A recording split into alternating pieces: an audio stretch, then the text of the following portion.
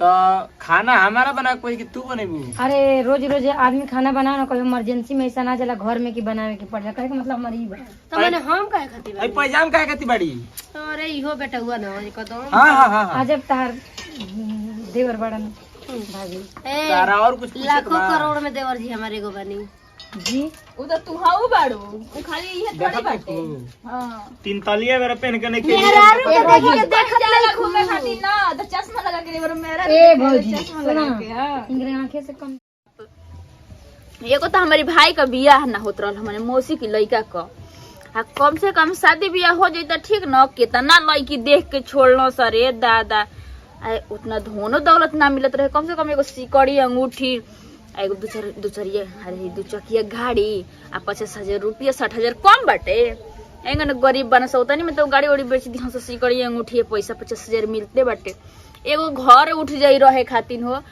मड़ई बाटे तक बरखा उरखा होला तो यही गाने बुनी बरखा पड़ेला तो बाप रे रहे में दिक्कत होला। आ दूसरा लड़की इतना देबो ना करी हस, दूसरा लड़की से शादी होई तो कम से कम हम तो लालचन शादी करवाओ तनी आके मान लो कि उतना पैसा ना होला। एगो रुपया आजकल के जमाना में केहू से मांग दहो दादा तो केहू देत नहीं के, तो 50,000 रुपया बाटे। लेकिन चल जाई हाँ ना तो बड़ी उदास लागे घर हमार लइकन लेखा उनके जानी ना मानी ना तो उनको कुछ बुझाइबे ना करेला कि हमार ननद है लागेला कि एकदम से ना लइका है ओंगने। आ ढेर परिवार में शादी हम नहीं करत, चलो कोनो बात नहीं के आ शादी भी हो जे अपनी घर दुआरे चल जाए। दूगो भाई बना सा तो कम से कम कौन कहे कि बार ढेर खाना बनावे जितना एजा बनावत रही उतना वहू जब बनाई हम करी चनी तोर तैयारी कर ली आवत जितनी चाय बना दे। तो यार तो हो गइल बानी अभी तक ले बूची फोनो ना कोई हमी का हम करे काज ने जाए के बाद अरे काज ने जाए के बाकी नहीं जाए के अभी तक ले फोनो ना ला नाम लेते शैतान हाजी काहे छिनार हेलो छिनार आवे के बाकी ना गोड़ लागत नहीं भाभी। खुश रही भगवान जवानी और बनैले रह गदराई रही। अरे कहाँ बाड़ू हम तोर तैयारी को के बैठल बनी हम तैयारी होके ताकत नहीं कहीं कहाँ बबुआ जी गइल बानी अभी समझे में नहीं खे आवत तैयार हो गइल बानी जैसे आवते बानी जा तनी जल्दी आव हमनो का काम धंधा ना बाटे जनते पड़ू तब कहे ना हाँ तनी करिया वाला रसगुल्ला 2 किलो ले ले आइयो ना। हाँ छिरारा आपको तो खाली उहे लगा रहेला गदराइल बानी रसगुल्ला लेखा तब हो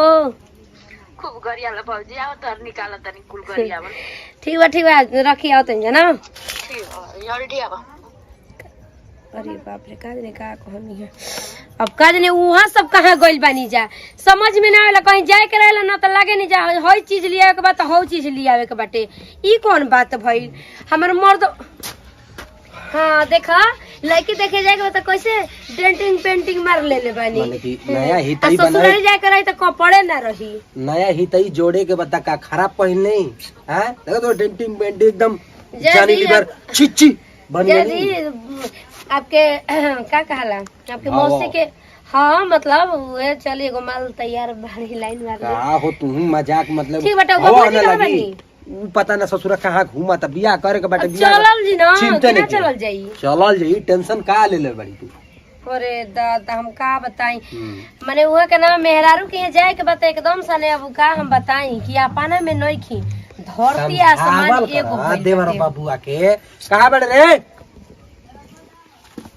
का हो भैया हीरो की तरह एंट्री मारा था अब बुझा तो अल्लू अर्जुन हो तू तो पजाम से कम नहीं खुला तू का इतना जीत जट में बाड़ू तारा के देखे जाता नहीं ओए हो दादा हमार दयादी ना होती है हम माने दयादिन के देखे जाता नहीं ऐसे कहीं बतिया होता नहीं के निकला तो रह दी जा दी तो हम ना तू तो मार बड़ू 3 तलिया बरा नहीं का पहन ले अरे कोनो बात नहीं 3 तलिया ना पहन ले अरे जा तनी अपन चला तू तो वाह क्या बात है चला बताओ भाई देखो हो तनी पोशाक लड़के काटे जब वाह जाई बगानो मेनू तो कतने जानी फिदा हो जाए देखो ना चला। हाँ वैसे मैं पहले से तो लाइन मारत रहनी ऐसा थोड़े नहीं कि लाइन ना मारत कहिया गाना मेरा तो गबड़ा दियो सो कम है चलल जी ना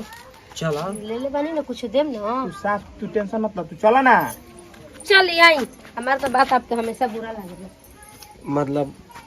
हई बेहुदा नहीं तू लटका के जीबे बड़ भाई है ना तोर हैं तू ले बा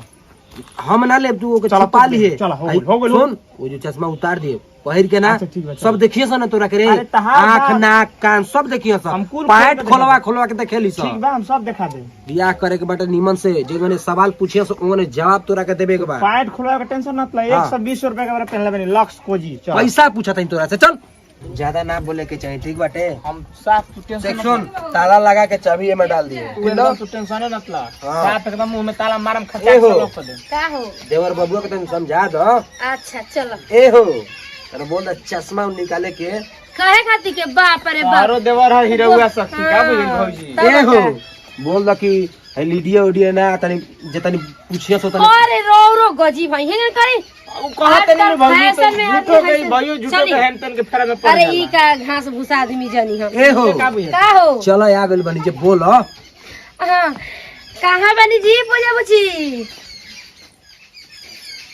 यो छिना अरे न। के बाजी घर में नर चाहे मादा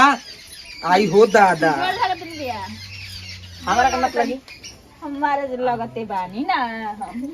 हमरा बुझाइबे ना करे भाभी जी लगी एकदम से भाई बहन हो जा कि मरद मेहरारू हो जा हमरा बुझाइबे ना करे मुंह कम पैजाम ना हो आओ ना भाभी आओ बैठे दे अच्छी ना अपने बोले भतरन के लेके आई है लिया हम तो बैठे गरिया ला भौजी देखा तो भैया तेरे सामने भाभी गरिया बैठी जी हीरो जी ने बैठी जी अरे का कहूं। आज बुझी के घर में मेहमान बन के आई बनी जा नमस्ते भैया। हाँ नमस्ते नमस्ते नमस्ते और सब सुनाइए। अरे सब बढ़िया बाजी तो गाड़ी घोड़ा में आवे अच्छा, तब ठीक बाटे आवे में कोनो दिक्कत ना भइल चलिए ठीक है बता पानी वानी मंगाओ तनी। ना ना ठीक बाटे लड़की देखे के बाटे हमनी अच्छा, ठीक बा लइके देखब सब है क्या करे के बा। हां हां ई हित तरले हैं। तार सार लगी हन मैं हितौ नु। हां उनके गरिया वो दोगला हाँ। का ना धोगला कह जरा। एक जब हो जाई तब जय हरि ई सब जय ना हरि कह। जय हरि जय हरि ए हो समझाओ भाभी बचाओ पियो लो बेचा पियो का अपने घर बा का में ला जा हां लागो तू पियो धर अरे पिया अरे ना। पिया के उसे कहम ना कि तू पी ले चाहे पियो पी ले आ तो भौजी अब कहीं जा दीदी काला में कौन काम बा गरिया ला कम भौजी पैजाम खूब ना गरिया आलू, ला। तू खूब तब छान भैया पका के तुरा कहानी बताओ। खुद दुल्हा बना लेता अपना हां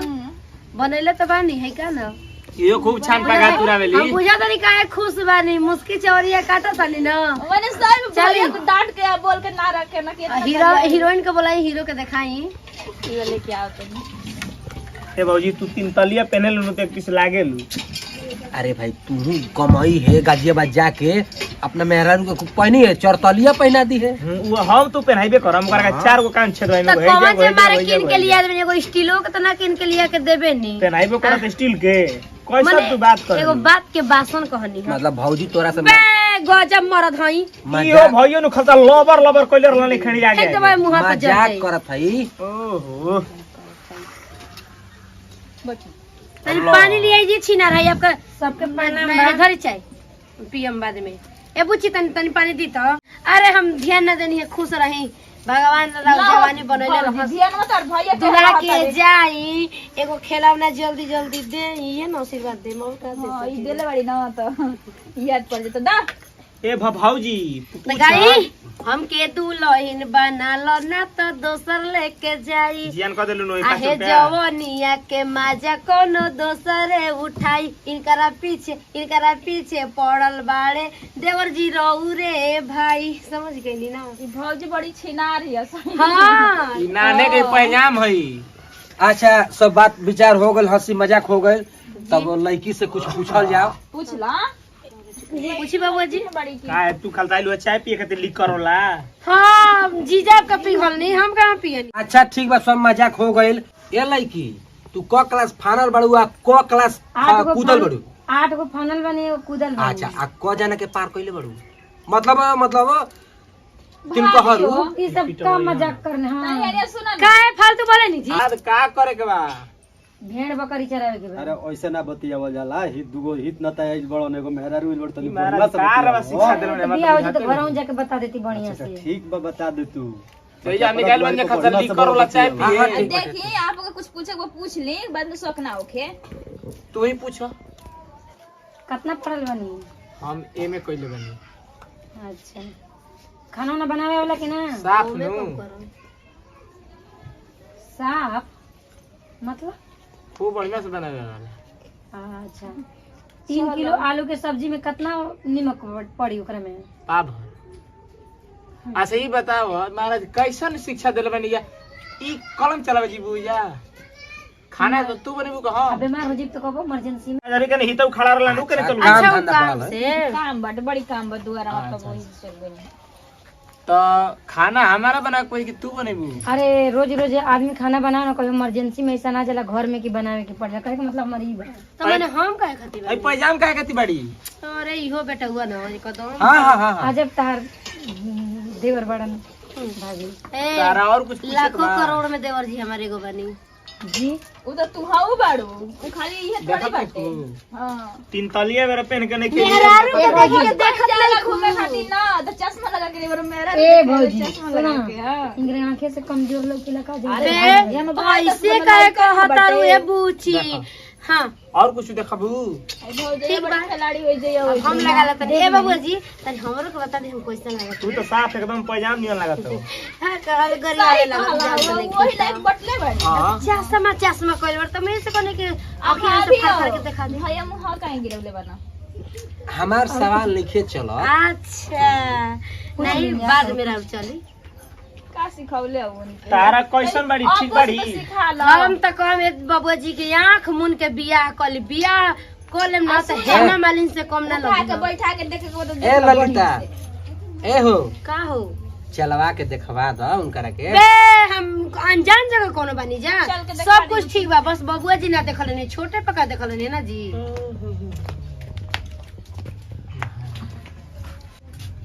ओ जी हां देख राउंड तो बाटे आंगनबाड़ी के तसला हो अरे बात बेटा संभाल होई हो। कौन को ला जानी जी लजाए के क्या है जो रखे के बाऊ रोरे करा के ना। संभारे के बताब रो समझी अब हम का समझी तारा बुझाता कैसन खोयो तड़ू कौन नहीं जाना है जगह में अभी 1.5 क्विंटल वजन है इनकर तो मैंने कॉल का चाहता नहीं बताई हमसे कही कहल चाहता नहीं कि रात बिरात करोड़ फेर दबा जी करेजा बिक दे बहरी कुल का होता नहीं जी को तो बा बैकग्राउंड तसला तू नहीं तो हम तो देखते बनी कहाँ राजा भो कहाँ गंगू तेली हाँ। हाँ अब ना भैनी जी पहले पता रहने की ना रहनी रो थोड़ा हेने बतिया जो मुदा पावल जो ने चल मुदा तो देखिए ले भाभी पसंद भइली कि ना भइली सही बतावा जा। हमारा तो दीदी खूब बढ़िया लगत है हम तो कहते नहीं कि आंख मन के बियाह कल ले जाई चल ले चली टांग के ही बेरा हनु तब का चट मंगनी पटे जा तो हमार कमे तू तो हालू कर देबू अब यहाँ के रहने के अब हम बुझ गए फीलिंग रहा समझता नहीं अतरी अकेले में बात कर छोड़ दिया जा। बतिया ली तो हाँ, नहीं, चल। दे दे ले। ए, चले भाभी आवा तुमने खावा में ये रहन अरे हम का ए, बतिया हमरा ई सब ना ठीक लागल बे अरे बतिया ओ समय निकला जी अकेले घर में हटी छोड़ी ठीक बा बतिया ला जा। तो बोली तारा हम कैसा लागत नहीं सुंदर लगा तनी। सुंदर तो हम तो हइले हनी भगवान हमरा के एक पीस बनौले ही बड़ा शंभू माई जैसन अच्छा हम कैसन लगा तनी? तू तो साफ एकदम अब कहीं जो नहीं के त्रिस्कर मधु के डुप्लीकेट सब साला मुंह पर हमरा माछी बैठत ऐसन ठीक नहीं के काम हुआ लागत हमरा ना जे दूसरा के बड़ाई करला ओकर बुराई होइबे करला। तू सबकर भाला चाहेलू तहार सब अब हम ना आगे कहब तो कहनी है कि हमार तार जोड़ी ठीक लागी नू हमारा से बियाह होई तो खुश रहबू कि ना खुश ना रहो ना रहबू ना का है काहे से कि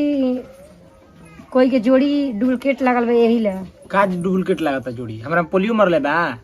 हाँ पोलियो नहीं के मरले बात में पोलियो मरले बा और जो ये हाल बा तो वजह जाए तो का हाल होगी खूब बढ़िया हो जा हाल हो जी ना एजा बाड़ू तो हमार हाल बेहाल भइल बा ओजा जेबू तो खूब बढ़िया हो जाई अपना पापा से अब माई से सब कुछ से भौजाई से अपन बतिया लिया खूब बढ़िया से ठीक बा कि नु आखिर तो पहले ही से रिलेशन भइले बाटे याद बा नु हाँ याद बा हाउ वाला बतिया याद बा नु हाँ बोला बतिया याद बा हमरा। पुरान खिलाड़ी हैं जा हाँ डन कर जाओ नु खूब बढ़िया कोनो नंबर बा ना नहीं के नंबर ओहो पुरान के जनरेशन में बाड़ू तो हमारा घर फोन ना चलावे देवे लंजे भैया भाभी के बाटे का चलावेलू गाड़ी साइकिल चलावेलू ना बस साधारण से रही ना। चलो भाला जन कर पैजामा होता हां ठीक बा हाय तो लका ना वो सब अरे हो ही जाता का दिक्कत बा जिंदगी रख बात रात तो लागे शर्म ना लागेला तनु ना सर मने आओ के तो के सिखावे के चाहिए ना उनका के ठीक बा तब भौजी पसंद बाड़ी ना साफ नु तो दियो निकाल रोज रोज तोहरा के दिहन ना भाभी हो आहे के का सिखले सबके वो आगे टांगले चश्मा तो पीछे में टांग के अच्छा कोनो बात नहीं लेन देन कर दिनु मालिकार बना के ले बड़ो इनके हमारे से कहतू लेन देन करके दीदिया के देख के कहाँ मलिकार बना घर का लेन देन बात हो जाए मलिकार हम बटले ना बनी अच्छा, बाबूजी के बुलाए तनी बाबूजी मलिकार हाँ दीदी खुदरा नहीं के का हो